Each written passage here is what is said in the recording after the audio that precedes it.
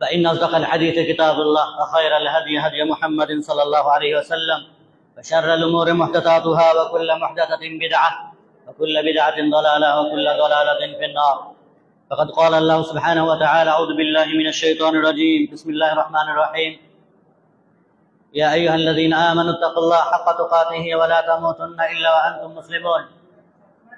يا أيها الناس اتقوا ربكم الذي خلقكم من نفس واحدة وخلق منها زوجها وبث منهما رجالا كثيرا ونساء واتقوا الله الذي تساءلون به والأرحام إن الله كان عليكم رقيبا. يا أيها الذين آمنوا اتقوا الله وقولوا قولا سديدا يصلح لكم أعمالكم ويغفر لكم ذنوبكم ومن يطع الله ورسوله فقد فاز فوزا عظيما. أما بعد فقد قال الله عز وجل: أعوذ بالله من الشيطان الرجيم. حسب الناس أن يتركوا أن يقولوا آمنا وهم لا يفتنون. وقال النبي عليه الصلاة والسلام: أشد البلاء على الأنبياء ثم الأمثل فالأمثل. শ্রদ্ধেয় সম্মানিত সভাপতি মহাশয়, সম্মানিত উলামায়ে কেরাম, সম্মুখস্থ আমার প্রাণ প্রিয় দিন দরদ ইসলাম দরদি ভাই সকল, যাবতীয় প্রশংসা স্তবস্তুতির একচ্ছত্র অধিপতি আল্লাহ সুবহানাহু ওয়া তাআলার জন্যই আলহামদুলিল্লাহ সুম্মা আলহামদুলিল্লাহ। অতঃপর প্রিয় নবী জনাবে মুহাম্মদুর রাসূলুল্লাহ সাল্লাল্লাহু আলাইহি ওয়াসাল্লামের উপর সালাত ও সালাম তথা দরুদ নাযিল হোক।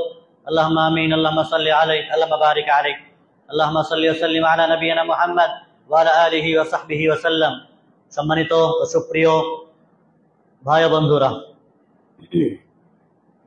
আল্লাহ সুবহানাহু ওয়া তাআলার অপার নিয়ামত এবং রহমত আমাদের উপরে বিভিন্ন সময়ে বিভিন্ন দিনে হুগলি জেলার বিভিন্ন প্রান্তে দিনের দাওয়াতি কার্যক্রম ধারাবাহিকতার সহিত চালানো, করা, শেখানো, নিজে সংশোধন হওয়া, অপরকে সংশোধন করানো তাগিদে মানুষে নিজে জান্নাত যাওয়ার অভিলাষী এবং অপরকে জান্নাত যাওয়ার জন্য সেই পথে আহ্বান করার মূল লক্ষ্য এবং উদ্দেশ্য নিয়ে আমাদের পথ চলা, আমাদের এই আয়োজন, আমাদের এই সবকিছুর ব্যবস্থাপনা আল্লাহ রাব্বুল ইজ্জত কবুল করেন। অত্যন্ত সুপরিচিত গ্রাম আমাদের বালিকুখারি জামে মসজিদ। বিভিন্ন সময়ে আমাদের কাছে কোরআন সুন্নাহর বার্তা নিয়ে আমাদের সকলের প্রিয় শ্রদ্ধেয় শেখ আইনুল হক বীর ভূমি আজও উপস্থিত হয়েছেন। দীর্ঘকাল আপনাদের কাছে কাটানোর পরেও চলে গেল এক বাক্যে তিনি এখানে আসার জন্য সদা সর্বদা প্রস্তুত হয়ে থাকেন।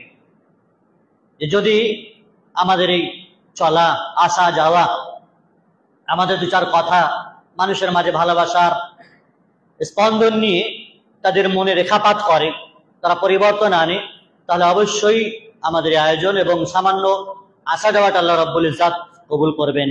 আর আশা করি আল্লাহ সুবহানাহু ওয়া তাআলার কাছে সেই তৌফিক আমরা করি। আমাদের সাথে জড়িত সকল ব্যক্তিবর্গ যারা মসজিদে উপস্থিত হয়ে চিরাচরিত জলসা জুলুসের মাহফিল, মেলা খেলার আয়োজন, ইস্তেমার নামে বিভিন্ন রকমের রং তামাশা আর গ্যাদারিং এ মানুষ কোন রকমে উপস্থিত হতে পারলেই বিরাট লাভবান, এমন মানসিকতা খাস করে আহলুস সুন্নাত ওয়াল জামাতেরা রাখে না। যাদের আকীদা অত্যন্ত মজবুত, দৃঢ়, যারা সালাফদের রেখে যাওয়া রীতিনীতির পথ পদ্ধতি অনুসরণ করে, আমাদের পূর্বসূরি ইমাম আহমদ বিন হাম্বলদের মতো, শাইখুল ইসলাম ইবনে তাইমিয়ার মতো, এবং ইমাম মালিক, ইমাম আবু হানিফা, ইমাম শাফিঈদের মতো, এবং মুহাদ্দিসিনে কিরামদের মতো উজ্জ্বল নক্ষত্র ইমাম বুখারী, ইমাম মুসলিম রাহিমাহুল্লাহদের মতো ব্যক্তিত্ব যাদেরকে স্মরণ করে, যাদের রেখে যাওয়া অনুপম আদর্শ খালিস কোরআন ও সুন্নাহর দাওয়াত নিয়ে মানুষের কাছে উপস্থিত হয়, মানুষ তাতে অংশগ্রহণ করে। নাম কেউ আসতে নয়, যেতে হবে, দোয়া নিতে হবে, বরকত আছে, বিরাট মাজমা, এইরকম মানসিকতা খাস করে আহলুল হাদিসদের হতে পারে না। তবে এই কথা তিক্ত হলেও সত্য এবং বাস্তব, ধ্রুব সত্য, যে আহলুল হাদিস এলাকা আমাদের হুগলি জেলার মধ্যে সবচেয়ে বেশি এই এলাকা, দাঁতপুর এলাকা। তারপরেও সেখানে মানুষ তাবলীগে ইসলাম নামে বিভ্রান্ত এবং পথভ্রষ্ট জামাতের সাথে শরীক হয়, সেখানে যায়, অংশগ্রহণ করে এবং সেটাকে গর্ববোধ করে আর হকের জামাত মনেও করে। অথচ যে জামাতের উপরে সৌদি আরবে ব্যান্ড লেগে গেছে, প্রত্যেকটি মসজিদের খুতবার মাধ্যমে তাবলীগ জামাতের বিষয়ে একেবারে স্পষ্ট ধারণা এবং স্পষ্ট নিষিদ্ধ করেন, সৌদি আরবে ব্যান করা হয়েছে। তারপরে আমাদের দেশের মানুষেরা মনে করলে কি হবে, গেলেই বা কি ক্ষতি আছে? প্রিয় ভাই আমার, গেলে যে কি লাভ হবে, কি শিখলেন, কি শেখার মতো বিষয় এলো, এই ধারণা মানুষের জন্মায়নি। আসলে আহলুল হাদিসের যে মানহাজ, কোরআন এবং খাঁটি ঠোস ইলম হাসিল করার যে পথ পদ্ধতি, মসজিদ সর্ববৃহত্তম মাধ্যম দিন শেখার, যে সালাফরা গ্রহণ করতেন। রাসূল আকরাম সাল্লাল্লাহু আলাইহি ওয়াসাল্লামের নামাজ পড়া হয়ে গেলে সাহাবায়ে কিরামদের দিকে মুখ করে বসতেন। ইরবাদ ইবনে সারিয়া রাদিয়াল্লাহু আনহু তিনি বর্ণনা করেছেন যে একদিন ওয়াদান রাসূলুল্লাহ সাল্লাল্লাহু আলাইহি ওয়াসাল্লাম মাউইযাতান বালিগা, একদিন তিনি নামাজ পড়ার পর আমার দিকে মুখ করে বসলেন, আর কিছু নসিহত করতে লাগলেন, দ্ব্যর্থহীন কণ্ঠে নসিহত। তার নসিহত শুনে আমাদের চোখ দিয়ে টস টস করে পানি পড়তে লাগলো। যারাফাত মিনহাল উয়ুন ওয়া ওয়াজিলাত মিনহাল কুলুব, অন্তর ভয়ে ভীত সন্ত্রস্ত হয়ে গেল, কেঁপে উঠলো। রাসূলুল্লাহ সাল্লাল্লাহু আলাইহি ওয়াসাল্লামের বাণী আর ভাষণ শুনে আমরা বুঝতে পারলাম কাআন্নাহা মাউইযাতুন মুআদ্দিহ, এটাই তার সর্বশেষ ভাষণ, সর্বশেষ আলোচনা, সর্বশেষ নসিহত। রাসূলুল্লাহ সাল্লাল্লাহু আলাইহি ওয়াসাল্লামের বুক ভরা ব্যথা আর কণ্ঠ শুনে মানুষ অনুভব করতে পারলেন এটাই সর্বশেষ নসিহত। সাহাবায়ে কেরামরা বলেন, আল্লাহ রাসূল এই সময় আমাদেরকে গুরুত্বপূর্ণ কিছু নসিহত করেন। সেই সময় নসিহতগুলো বেশ কিছু ছিল, আলাইকুম বিসুন্নাতি ওয়া সুন্নাতিল খুলাফায়ে রাশিদিন। সেই সময় একটি গুরুত্বপূর্ণ নসিহত হচ্ছে যে আমার সুন্নতকে আঁকড়ে ধরে থাকবে, আর আমার সাহাবায়ে কেরামদের সুন্নতকে আঁকড়ে ধরে থাকবে। যে পথে সাহাবায়ে কেরামরা চলেছেন সেই পথকে আঁকড়ে ধরে থাকবে, যে আহলুস সুন্নাত ওয়াল জামাত নামে পরিচিত, আহলুল হাদিস নামে পরিচিত, সালাফ নামে পরিচিত, মুহাম্মাদি নামে পরিচিত, তায়েফা মানসুরা ফিরকায়ে নাজিয়া নামে যারা পরিচিত, সেই পথ যারা মূল সাহাবায়ে কেরামদের সেই রেখে যাওয়া পথকে অনুসরণ করে, এই পথ অনুসরণ করলেই তো আপনি নাজাত পাবেন। ওমাইয়ুতি আল্লাহ ওয়া রাসূল ফাউলাইকা মা'আল্লাযীনা আন'আমা আল্লাহু আলাইহিম মিনান নাবিয়্যিন ওয়াস সিদ্দীকিন ওয়াশ শুহাদা ওয়াস সালিহিন হাসানা উলাইকা রাফিকা, আল্লাহ বলেছেন তারা শহীদদের সাথে, সালিহিনদের সাথে, নেককারদের সাথে তারা সেদিন কিয়ামতের দিনে উপস্থিত হবে যারা আল্লাহ এবং তার রাসূলের অনুসরণ করে। সাহাবায়ে কিরামদের মানহাজের উপরে যে দল, যে জামাত প্রতিষ্ঠিত আছে, সেই জামাতকে আঁকড়ে ধরে থাকতে হবে। মানুষের ঈমান যদি কাঁচা হয়, তাওহীদ যদি কাঁচা হয়, সুন্নাত যদি বিলুপ্ত প্রায় হয়, তাহলে মানুষ শিরক আর বিদআতের পার্থক্য করতে পারবে না, তাওহীদ সুন্নাহর মাঝে ব্যবধান করতে পারবে না। তখন তার কাছে সবটাই ভালো লাগবে, দাড়ি টুপি লেবাস। কিছুদিন পূর্বে সোশ্যাল নেটওয়ার্কের একটি বিষয় মানুষের কাছে অনেক এসেছে, বাহাইয়া এক ধরনের সম্প্রদায় যারা ভারতবর্ষের প্রাইম মিনিস্টারের সাথে মিলেছে, তার সাথে সাক্ষাৎ করেছে এবং ট্রিপল তালাকের বিষয়ে যে ফরমান জারি করেছিল সরকার, সেটাতে তারা সাপোর্ট করেছে। সেই টাকা থেকে মুসলমানরা ভাবতে লাগলো তাই তো, বা অন্যান্য জাতিরা ভাবছে মুসলমানরা তো সাপোর্ট করছে, অথচ বাহাইয়া সম্প্রদায় তারা ইসলাম থেকে বহিষ্কৃত। দাড়ি টুপি লেবাস থেকে কি হবে রে ভাই? দাড়ি টুপি আর লেবাসের মানুষের ঈমান আর আকীদার পরিচয় বহন করতে পারে না। ঈমান আর আকীদার যে মূল কেন্দ্র সেটি হলো মানুষের অন্তর, মানুষের অন্তর, কলব। এটি দাড়ি টুপি লেবাস পাঞ্জাবি দিয়ে আপনি নিজেকে ইসলাম আর খাঁটি মুসলিম প্রমাণ করতে পারেন না। জবান से कह भी दिया ला इलाहा इल्लल्लाह तो क्या हासिल, उर्दू कवि বলছেন জবান से कह भी दिया ला इलाहा इल्लल्लाह तो क्या हासिल, दिल ও दिमाग मुसलमान नहीं तो कुछ भी नहीं। শুধু মুখে বলেছেন এটা যথেষ্ট নয় রে ভাই, অন্তর থেকে আপনি ইসলাম প্রকাশ করেননি, ইসলামকে ভালোবাসেন না, হকটাকে গ্রহণ করতে পারেননি, তো শুধুমাত্র মুখে বলে কোনো কাজ হবে না। সম্মানিত উপস্থিতি, আমি যে প্রাসঙ্গিক বিষয় নিয়ে আলোচনা করার জন্য মূলত আয়াত পরিবেশন করেছি সেটি হলো হক কি এবং কোনটা, হক কার কাছ থেকে এসেছে, কিভাবে গ্রহণ করবেন, কোথা থেকে নেবেন, এবং হকের পথে বাধা আর হকের প্রচার প্রসারে আপনার আমার কি ভূমিকা আছে, কি পদক্ষেপ আছে আমাদের। খালি বললে তো হবে না, ওই জামাতের কাজ দেখো, তো আমরা কোথায় আছি?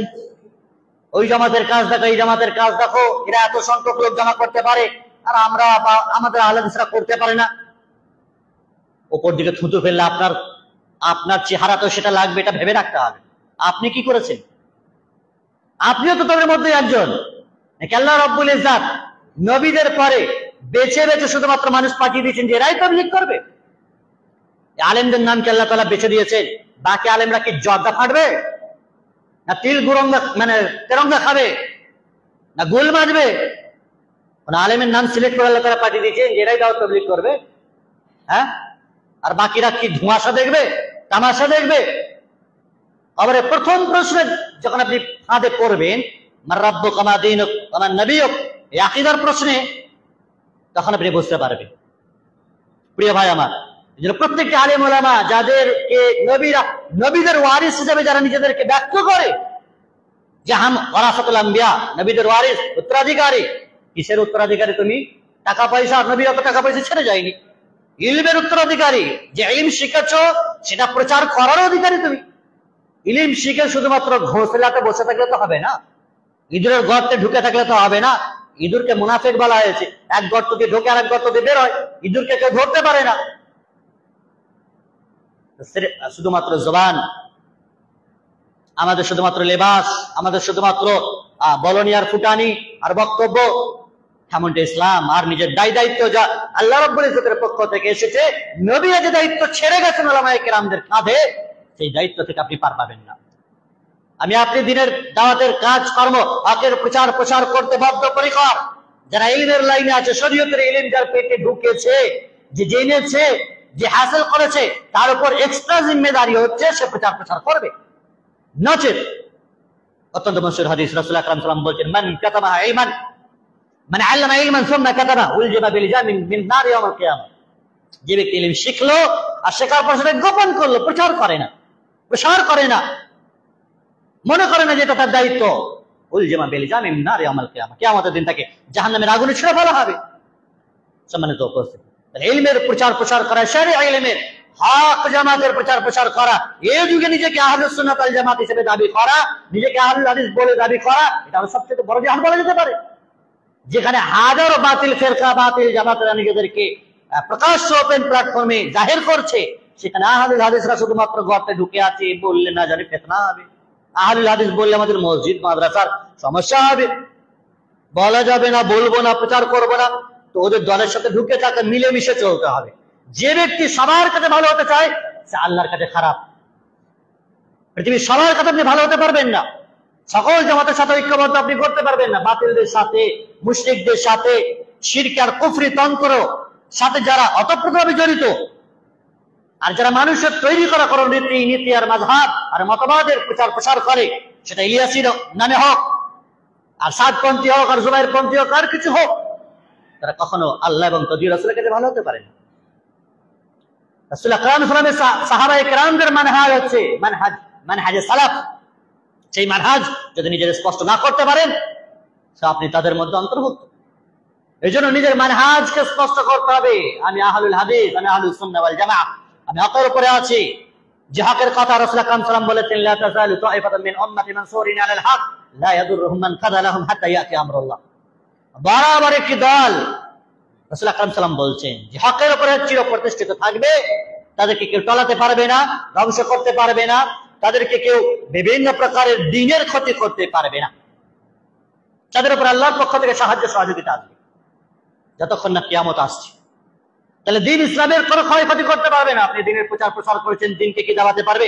ইসলাম কি ফিতরাত মে কুদরত ने लचक दी है, उतना ही वो करेगा जितना के दबाओगे। এটা ইসলামের বৈশিষ্ট্য। যত সেটাকে দাবানোর চেষ্টা করেছে যুগে যুগে, সেটা তত আর উদ্ভাসিত হয়েছে।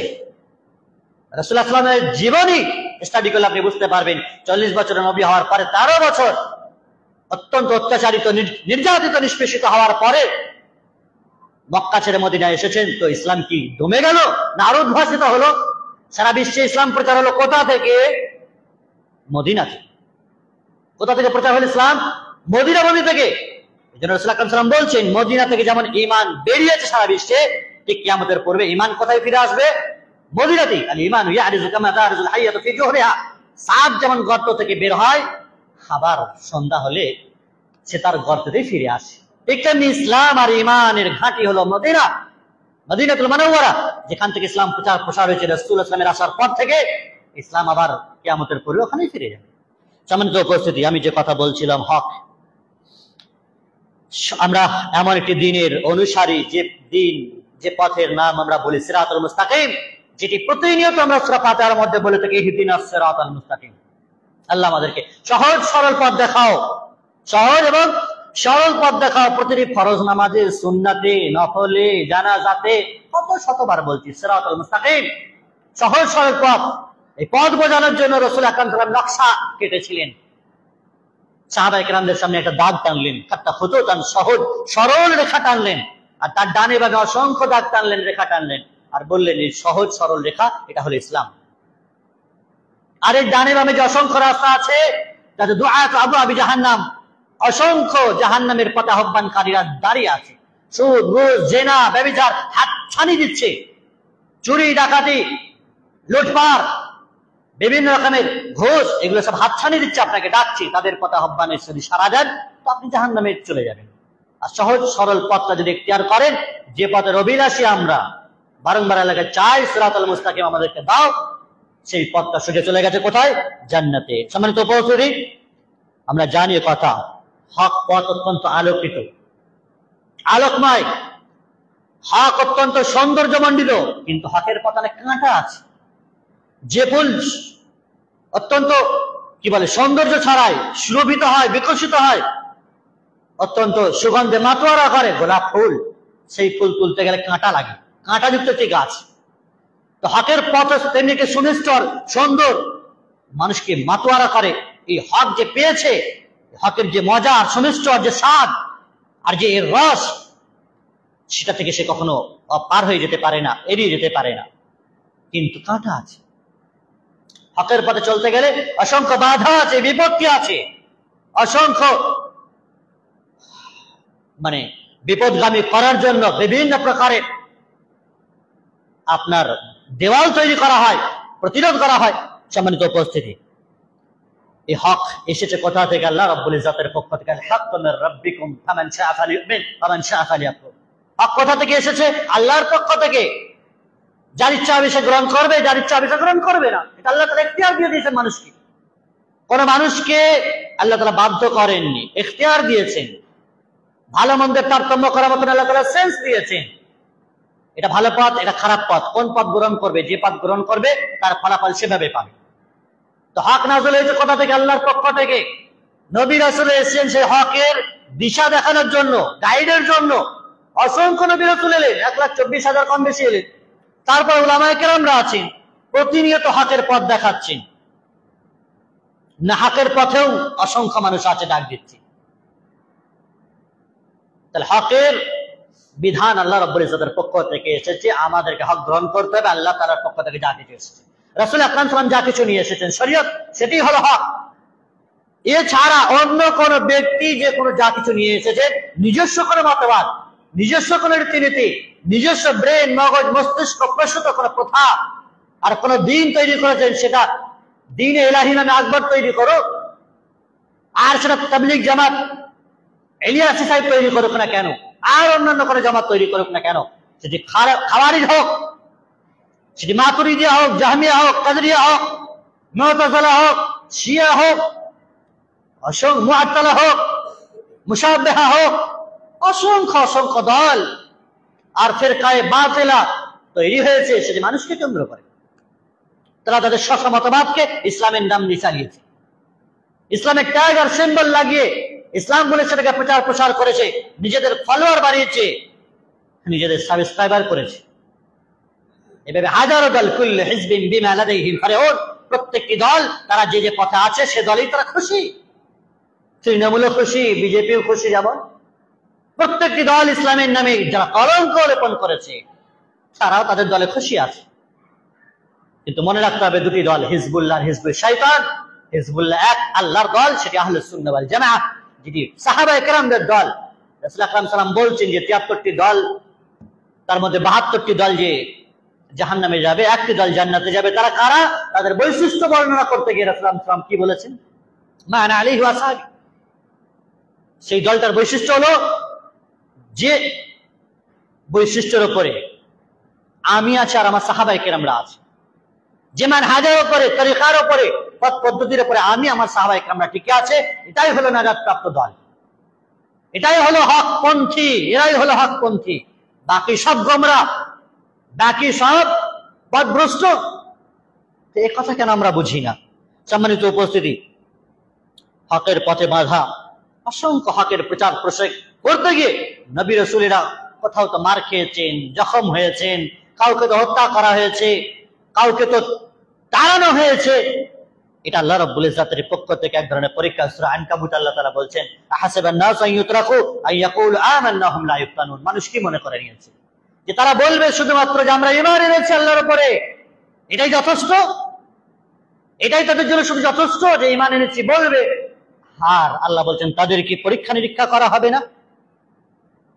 হুম লা ইফতানুন, তাদেরকে পরীক্ষা নিরীক্ষা করা হবে না, যাচাই বাছাই করা হবে না, বিভিন্ন পেরেশানিতে ফেলা হবে না, মুসিবতে ফেলা হবে না, যখন তখন হবে না, বাধা বিপত্তি আসবে না, মার ধর কথাবার্তা গালি উলুস তিরস্কার ভৎসনা তাদের উপরে হবে না। এটা হতে পারে? কখনো না। অসংখ্য সাহাবায়ে কেরাম নবী রাসূলদের জীবনী এটা স্পষ্ট যে হকের পথে চলতে গিয়ে অসংখ্য যন্ত্রণায় কাতর হয়েছেন তারা। রাসূল সাল্লাল্লাহু আলাইহি ওয়াসাল্লামের জীবনে বলে তো শেষ করা যাবে না।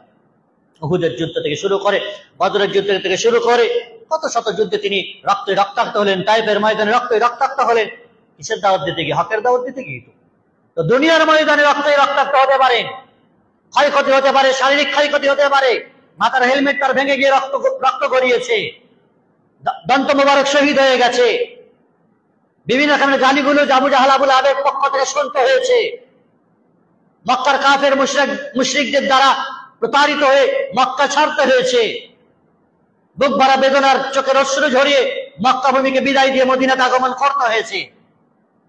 এগুলো সচক্ষে প্রমাণ করে যে হকের পথে থেকে রাসূলুল্লাহ সাল্লাল্লাহু আলাইহি সাল্লাম কেউ পাশবিক আর শারীরিক নির্যাতন থেকে মানুষ রেহাই দেয়নি। তো আমার আপ কিস খেতে মূল্য হ্যাঁ?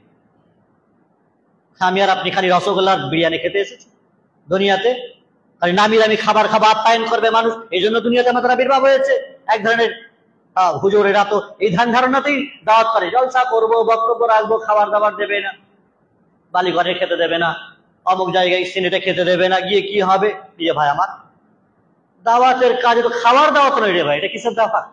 তো দিনের দাওয়াত। খাওয়ার দাওয়াত তো প্যান্ডেল, মানে বিয়ে বাড়ি তো তোমার হয়, মরা বাড়ি তো তোমার খাওয়ার দাওয়াত চলে,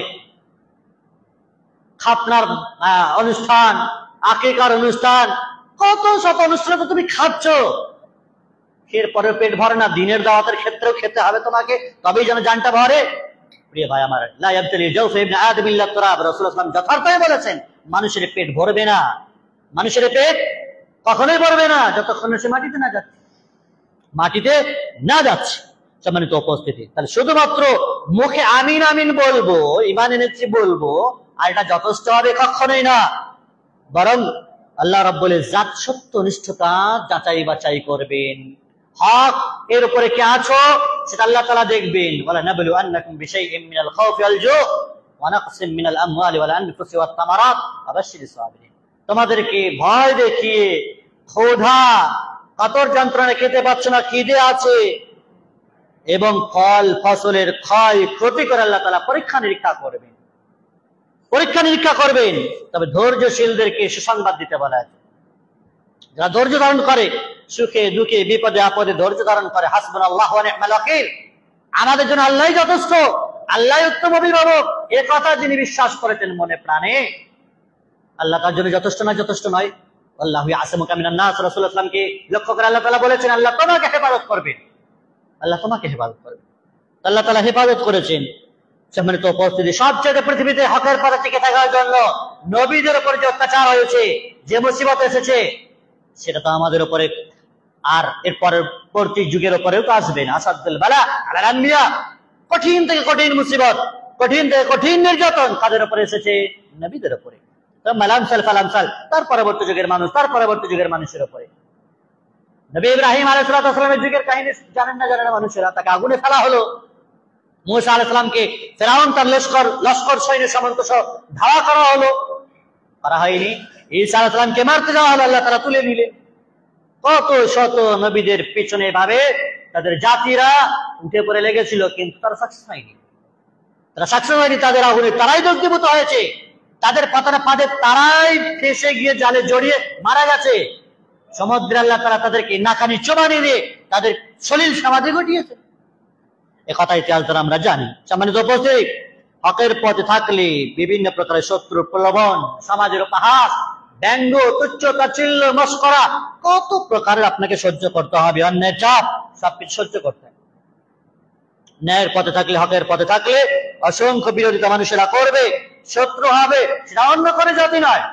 আজকের প্রেক্ষাপটে যেটা সবচেয়ে বড় আশ্চর্য, রাসূল আকরাম সাল্লাল্লাহু আলাইহি ওয়াসাল্লামের যুগে তো কাফের মুশরিকেরা করেছিল, আমাদের যুগে কাফের মুশরিকের দরকার নেই। ঘর শত্রু বিভীষণ, ঘরের মানুষ নিজের ঘর থেকে শত্রু তৈরি হয়, ভাই ভাইয়ের শত্রু তৈরি হয়েছে, আহলুল হাদিসদের শত্রু তৈরি হয়েছে, আলেমেরা ওলামাদের শত্রু তৈরি হয়েছে। কিন্তু বাইরে যেতে হবে না, কাফের মুশরিকদের কাছে যেতে হবে না। রাসূলুল্লাহ সাল্লাল্লাহু আলাইহি ওয়াসাল্লামের শত্রু তো তার ঘরের মানুষই ছিল, আপন চাচারাই ছিল, আবু জাহাল আবুল আহাবের মতন ব্যক্তিত্বরা, অন্য কেউ নয়।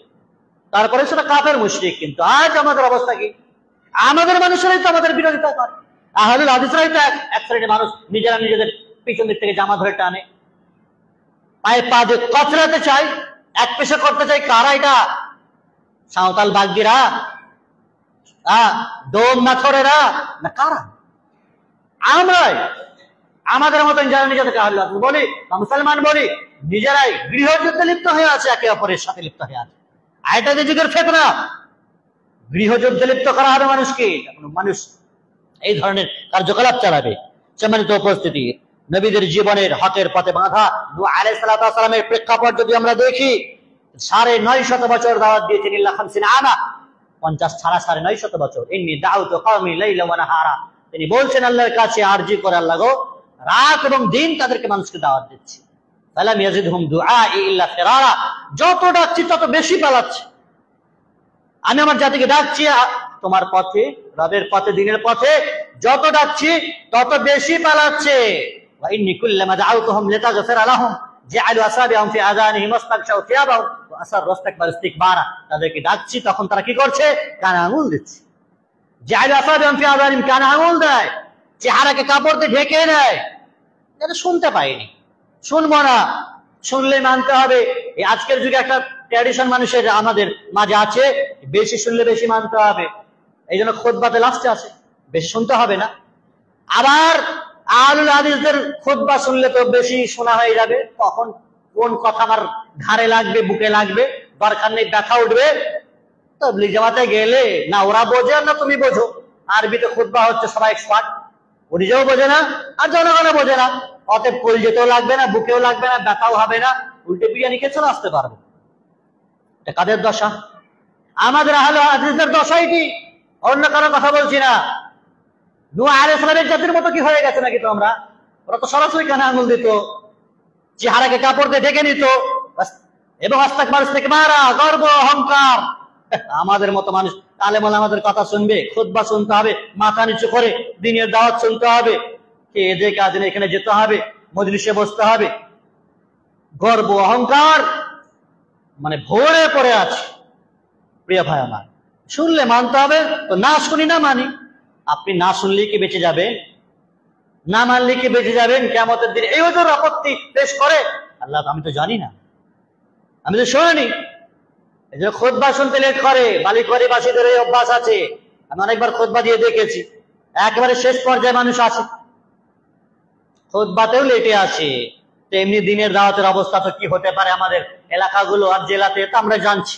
প্রিয় ভাই আমার, তো নূহ আলাইহিস সালাম আল্লাহর কাছে আরজি পেশ করেছিলেন, অনুরূপভাবে ইব্রাহিম আলাইহিস সালাম যে হকের পথে টিকে থাকার জন্য তার শাসন, তার সময় শাসক নমরুদ বলা হয়ে থাকে, আগুনে ফেলা হবে তাকে। আল্লাহ রাব্বুল ইজ্জাতের আগুনে ফেলা হলো, আল্লাহর পক্ষ থেকে বলা হলো, কুলনা ইয়া নারু কুনি বারদান ওয়া সালামান আলা ইব্রাহিম, আগুন ঠান্ডা হয়ে যাও, তুমি ইব্রাহিমের উপর শান্তি বর্ষণ করো, আগুন ঠান্ডা হয়ে গেল।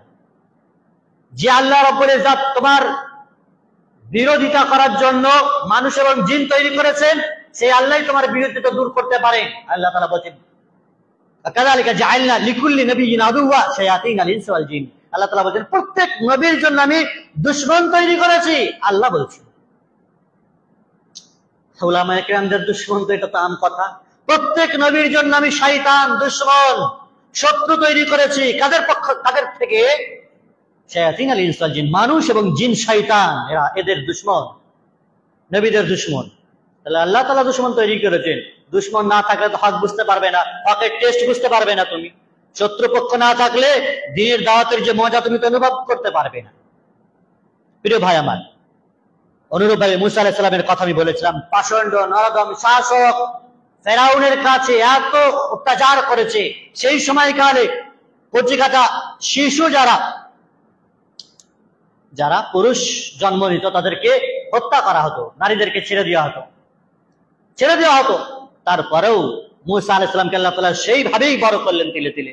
পরবর্তীতে বলেন হাবিলা ফিরাউন ইন্নাহু তাগা, যাও ফিরাউনের কাছে গিয়ে তুমি তাকে বোঝাও, নসিহত করো, দিনের দাওয়াত পৌঁছাও, হকের বার্তা দাও।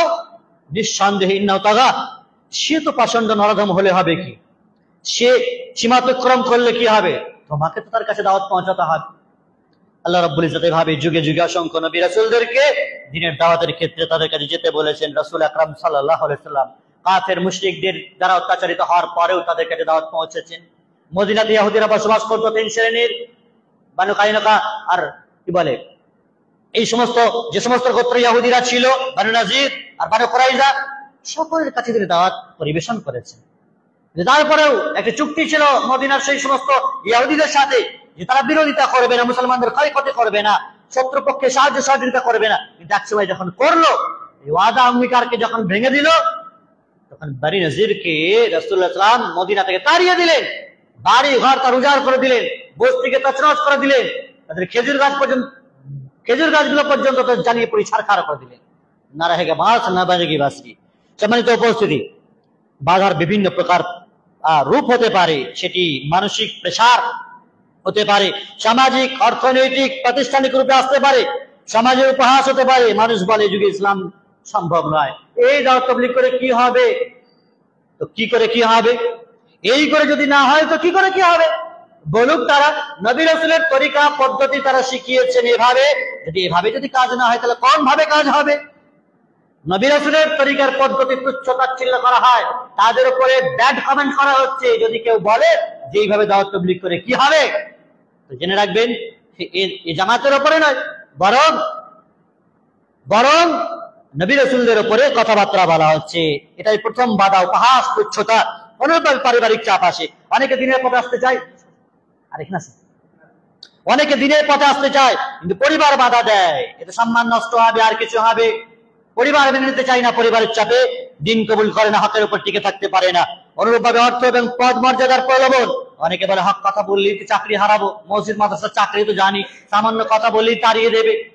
চাকরি হারানোর ভয়ে, আর্থিক ক্ষতিগ্রস্তের ভয়ে, রিজিকের ভয়ে, ব্যবসা বন্ধ হয়ে যাবে, চলতে পারবে, এই যাবতীয় ভয় ভীতিতে মানুষ হক কথাকে গোপন রেখেছে। হক কথা গোপন রাখতো তো ইহুদিরা, আমরা কেন, মুসলমানরা কেন গোপন রাখবো?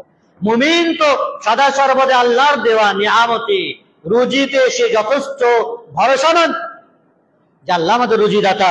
অনেকে বিপরীত প্রচার করে, যেই ধরনের কাজকর্ম করলে সরকার বিভিন্ন রকমের তোমাদের উপরে ব্যান লাগিয়ে দিতে পারে, চরমপন্থা বলতে পারে, মৌলবাদী বলতে পারে। এই জন্য মৌলবাদীর গন্ধ লেগে যাওয়ার ভয়ে অনেকে চরমপন্থা হয়ে যাওয়া মানুষ বলবে, এই বিভিন্ন প্রকারের ভয়ে মানুষ হক থেকে দূরে সরে থাকছে। সূক্ষ্ম দৃষ্টিতে যদি আপনি দেখেন, তাহলে মানুষের আল্লাহর প্রতি পরিপূর্ণ আস্থা এবং ভরসা সেটি থাকে না। অনেকে এটি ভাবতে চায় না, বুঝতে চায় না। হকের পথে থেকে বিলাল রাদিয়াল্লাহু তাআলা আনহুর যে জীবনী, খাব্বাব বিন আরতাদের যে জীবনী, হুবাইব রাদিয়াল্লাহু তাআলা আনহুর যে জীবনী, সুমাইয়া রাদিয়াল্লাহু তাআলা আনহার যে জীবনী, এদের যে জীবনীগুলো পাঠ করলে কত কষ্ট, জ্বলন্ত অঙ্গারে, বিভিন্ন রকমের অত্যাচার, তারপরেও তারা হকের উপরে, তাওহীদের উপরে টিকে থেকে নিজেদের অস্তিত্বকে রক্ষা করে গেছে। সম্মানিত উপস্থিতি, তবে মনে রাখতে হবে হকের পিছনে যে বাধা থাকে, সেই বাধা কিন্তু মানুষের উন্নতির সিঁড়ি একটি। অন্যকে মনে করতে পারে বাধা বিপত্তি সৃষ্টি করে হয়তো এটিকে বরবাদ করে দেবো, বন্ধ করে দেবো, কিন্তু মনে রাখতে হবে আল্লাহর পক্ষ থেকে যে সিঁড়ি। আল্লাহ তাআলা বলেছেন ফাইন্না মাআল উসরি ইউসরা, কষ্টের পরই আছে সুখ। মেঘ দেখে কেউ করিস না ভয়, আড়ালে তার সূর্য হাসে, হারা হাসি অন্ধকারে ফিরে আসে। ফলে অন্ধকার থেকে যেন কেউ ভয় না করে, বাতিলকে যেন কেউ ভয় না করে। কুল জাআল হক ওয়া যাহাকাল বাতিল, হক তো এসেছে আর বাতিল তো বিলুপ্ত হয়ে গেছে, আর সেটি বিলুপ্ত হওয়ার জন্য এসেছে। बातिल से दबने वाले आसमान ही हम 100 बार कर चुका है इम्तिहा हमारा। সম্মানিত উপস্থিতি, ফলে বাতিল আর না হক এটি পৃথিবীতে একসময় মুছেই যাবে। মানুষ যতই সেটিকে চেষ্টা করুক না কেন সমাজে প্রতিষ্ঠিত করার, কিন্তু সেটি প্রতিষ্ঠিত হবে না। কাঁচা গাঁথনি সেটি টিকবে না, পড়ে যাবে, সেটি ধ্বংস হয়ে যাবে। ফলে হকের পথে বিভিন্ন রকমের কষ্ট, মুসিবত, বিপদ আপদ চিরাচরিত নবী রাসূল সাহাবায়ে কেরামদের উপরে এসেছে, সালাফে সালিহিনদের উপরে এসেছে, ইসলামের আকাশে উজ্জ্বল তারকা নক্ষত্রদায়ীদের উপরে এসেছে, আজকের যুগে উলামায়ে কেরামদের উপরে আসবে। কিন্তু তাতে ঘরমাক্তর বিচলিত হওয়া যাবে না, বরং নবী রাসূলদের তরিকা পদ্ধতি অনুযায়ী আপনাকে টিকে থাকতে হবে সত্যিকারের ঈমান আর আল্লাহর উপরে পূর্ণ তাওয়াক্কুল করে, এবং সবর আর নামাজের সহায়তা নিয়ে। ইস্তাঈনু বিস-সাবরি ওয়াস-সালাহ, কিসের মাধ্যমে? সবর আর সালাতের মাধ্যমে আল্লাহর সাহায্য চাও তুমি। অনুভাবে একতা এবং ভ্রাতৃত্ব বজায় রেখে আল্লাহর রজ্জু রশ্মিকে আমরা মজবুত ভাবে ধারণ করব, শিরক ও বিদআতকে একেবারে স্পষ্ট ভাবে নাকচ করব, আর বলিষ্ঠ আকীদা আমি স্পষ্ট জাহির করব মানুষের কাছে। কোরআন সুন্নাহর মৌলিক আকীদার উপরে আমি টিকে থাকবো। নিজেকে আহলুল হাদিস বলে পরিচয় দিতে আমরা কুণ্ঠিত বোধ করব না, আমরা কুণ্ঠিত বোধ করব না। নিজেকে সালাফ বলে পরিচয় দেব। এটি জিহাদ এক প্রকারের। নামকে প্রকাশ করতেই চাই না, সবার সাথে তাল মিলিয়ে চলবে, সব দলেই আছে, এটাকে গোল আলু বলা হয়, সবেতেই আছে। সম্মানিত উপস্থিতি, ফলে হক এবং বাতিলের যে সংঘর্ষণ চিরন্তন সত্য, এটি মাথায় রেখে আপনাকে চলতে হবে। পৃথিবীর একটি অনিবার্য বাস্তবতা, এবং এটি সুন্নাহ যে আল্লাহ তাআলা হকপন্থীদের বিভিন্ন প্রকার শত্রু দুশমন তৈরি করেছেন। ওয়াকাযালিকা জাআলনা লিকুল্লি নাবিয়্যিন আদুওয়া শায়াতিনাল ইনসি ওয়াল জিন, জিন এবং মানুষের পক্ষ থেকে আল্লাহ তাআলা নবীদের দুশমন বানিয়েছেন, তো মানুষের দুশমন তো হবেই। ফলে আমরা সদা সর্বদাই এই কথা মনে রাখবো, রাসূলুল্লাহ সাল্লাল্লাহু আলাইহি তাআলা নবী আকরাম সাল্লামকে সান্ত্বনা দিচ্ছেন, ওয়ালাকাদ কুযযিবাত রাসূলুম মিন ক্বাবলিকা ফাসাবারু আলা মা কুযযিবু ওয়া উযু হাত্তা আতাহুম নাসরুনা। আপনার পরবর্তী রাসূলকেও মিথ্যাবাদী বলা হয়েছিল, তারা ধৈর্য ধরেছিল যতক্ষণ না আমার সাহায্য তাদের কাছে এসেছে। তারা ধৈর্য হারা হয়ে যায়নি। নবীরাও কুকুর চিল্লালে কামড়ালে তাকেও কামড়াতে দেব এমনটা তো নয়, বরং নবীরা ধৈর্য ধারণ করেছিল। হাতি চলতা रहेगा, কুত্তা ভুগতে रहेगा और হাতি চলতা रहेगा। এটা মাথায় রাখতে হবে। আপনি আপনার কাজ করে যাবেন, দাওয়াতের কাজ আপনাকে করতে হবে, দিনের পথে চলতে হবে, আপনাকে হকের পথে চলতে হবে। কে কি বললো কিয়ামতের দিনে সে তো জিম্মেদারি নেই আপনার। ওয়ালা তাযরু ওয়াজরাতুন বিজরা উখরা, কেউ কারো পাপের বোঝা বহন করবে না কিয়ামতের দিন। আপনি যদি হকের পথে টিকে না থাকেন, গুনার উপরেই চলেন, আপনি পাপের উপরেই চলেন, শিরক বিদআতে নিমজ্জিত হয়ে থাকে, এই পাপের বোঝা কে বহন করবে? যে বাধা দিয়েছিল সে সেদিন নেবে, শয়তানও তো ইনকার করে দেবে সেদিন। আমি তো বলিনি আমার ইবাদত করতে, সবাই ইনকার করে দেবে সেদিন। সম্মানিত উপস্থিতি, ফলে ধৈর্য এবং দৃঢ়তার শিক্ষা নিয়ে হকের পথে আমাদেরকে টিকে থাকার চেষ্টা করতে হবে। আল্লাহর প্রতি দৃঢ় বিশ্বাসে কথা রাখতে হবে। ইন্না নাসরাল্লাহি করিব, আল্লাহর সাহায্য অতি নিকটে, অতি নিকটে। ইদা জা নাসরুল্লাহি ওয়াল ফাতহ, আয়াত যখন নাযিল হলো, যখন আল্লাহর সাহায্য আসবে আর বিজয় হবে, কত আল্লাহ রাসূল সাল্লাল্লাহু আলাইহি ওয়াসাল্লামকে কতটা ধৈর্য ধারণ করতে হয়েছিল। অনেক লম্বা সময়ের পর সাহায্য হলো। মক্কা বিজয় হলো 8 হিজরিতে, মদিনাতে আসার পর তিলে তিলে করে ধৈর্য ধারণ করতে হচ্ছে 8টি বছর। তারপরে মক্কা রাসূলের আন্ডারে আসছে, ক্ষমতা আসছে মক্কা, তখন 8 হিজরিতে বিজয় হচ্ছে। সম্মানিত উপস্থিতি, আল্লাহ সুবহানাহু ওয়া তাআলা তিনি বলছেন, যারা হকের উপর প্রতিষ্ঠিত থাকে তারা নবীদের সাথে হওয়ার সৌভাগ্য। ইন্নাল্লাযীনা ক্বালু রাব্বুনাল্লাহ সুম্মা ইসতাকামু তাতানাজ্জালু আলাইহিমুল মালায়েকাতু আল্লা তাখাফু ওয়া লা তাহজানু ওয়া আবশিরু বিল জান্নাহ। যারা বলে যে আমাদের রব আল্লাহ, আর তার উপরে টিকে থাকে, অবিচল থাকে, তাদের উপরে ফেরেশতা নাযিল হয় আর তাদেরকে বলতে থাকে, তোমরা ভয় খেও না, ঘাবড়ে যেও না, আল্লাহ তাআলা তোমাদের জন্য সুসংবাদ দিয়েছেন জান্নাতের, ফলে তোমরা ঘাবড়ে যেও না। বলে হকের উপরে টিকে থাকলে, অবিচল থাকলে আল্লাহর সাহায্য সহযোগিতা আসবে, আর এর প্রতিফল দুনিয়াতে যা আছে আছে, আখিরাত তোমার জন্য অনন্তকালের স্থান তোমার জন্য হাতছানি দিচ্ছে, ডাকছে তোমাকে, জান্নাত তোমার জন্য চূড়ান্ত বাসস্থান।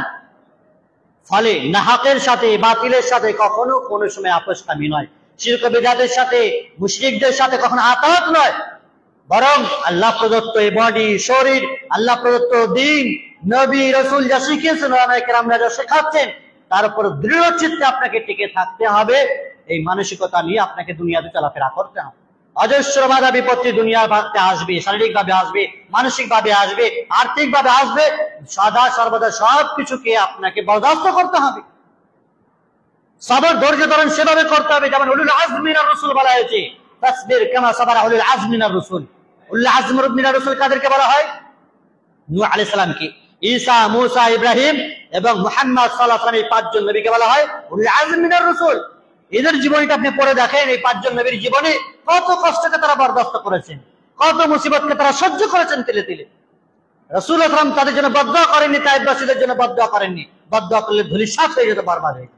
বরং তিনি সেদিন বলেছিলেন, বাল আরজু আন ইউখরিজাল্লাহু মিন আসলাবিহিম মান ইয়াবুদুল্লাহ ওয়াহদাহু লা ইউশরিক বিহি শাইআ। আমি আশা করছি আল্লাহ তাআলা এই তায়েফবাসীদের মধ্য থেকেই কিছু মানুষদেরকে আল্লাহ তৈরি করবেন, এমন এক জাতিকে তৈরি করবেন যারা এক আল্লাহর তাওহীদের, একত্ববাদের পরচমার পতাকাকে উড্ডীন করবে, উত্তোলন করবে। তারা আল্লাহর সাথে কাউকে শরীক করবে না। আর পরবর্তীতে সেটাই হয়েছে। তায়েফবাসীর মধ্য হতেই কাসেম, মুহাম্মদ বিন কাসেম আস-সাকাফি তিনি জন্মগ্রহণ করেছেন, যার মাধ্যমে ভারতবর্ষে ইসলাম আগমন করেছে। সম্মানিত উপস্থিত, ফলে আমি আমার আলোচনার সর্বশেষে কথাই বলবো যে হক আল্লাহ রাব্বুল ইজ্জতের পক্ষ থেকে এসেছে। নবী রাসূলুল্লাহ শিখিয়েছেন, সাহাবায়ে কেরামরা যে দলের উপরে টিকে ছিলেন সেটাই হলো হক।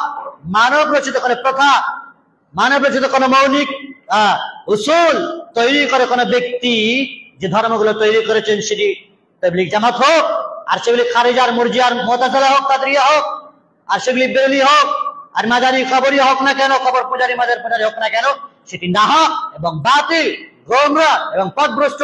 যে সাহাবায়ে কেরামদের মানহাজকে ফলো করে না, সালাফদের মানহাজকে ফলো করে না, তার সাথে সম্পৃক্ততা, সাহায্য সহযোগিতা আপনার থাকতে পারে না। নচেত ইসলামের সূক্ষ্ম দৃষ্টিতে আপনি তাদের অন্তর্ভুক্ত। সালাফদের মানহাজের উপরে আপনি টিকে নেই, গোমরাহ এবং ভ্রষ্টতার উপরে আপনি থেকে আপনি আপনার জান্নাত হারাবেন, আখিরাতকে হারাবেন। এমনটি যেন না হয়। ফলে সময় থাকতে সচেতন হন, সাবধান হন, বোঝার চেষ্টা করেন। আল্লাহ তাআলা বিবেক বুদ্ধি দেন, হক আর বাতিলের পার্থক্য করার তৌফিক দেন। তাওহীদ এবং শিরকের মাঝে পার্থক্য, সুন্নাহ এবং বিদআতের মাঝে পার্থক্য, সত্য মিথ্যার মাঝে পার্থক্য, হালাল এবং হারামের মাঝে পার্থক্য, হক এবং বাতিলের মাঝে পার্থক্য করার মতো সেন্স আল্লাহ রাব্বুল ইজ্জত আমাদেরকে দান করেন। আল্লাহ রাব্বুল ইজ্জত আমাদেরকে প্রতিনিয়ত হকপন্থী উলামায়ে কেরামদের সাথে থাকার, তাদের সাথে সংস্পর্শে টিকে থেকে সঠিক দিনকে বোঝা আর বোঝানোর তৌফিক দান করেন। আল্লাহ রাব্বুল ইজ্জত হকের উপরে প্রতিষ্ঠিত থেকে আমাদেরকে পরিপূর্ণ দিন পালন করার তৌফিক দান করেন। আল্লাহ রাব্বুল ইজ্জত অসংখ্য বিভিন্ন প্রকার জুলুম অত্যাচার কে বরদাস্ত করে তার বিধি বিধানকে পালন করার আমাদেরকে সদা সর্বদাই তৌফিক দান করেন। আল্লাহুম্মা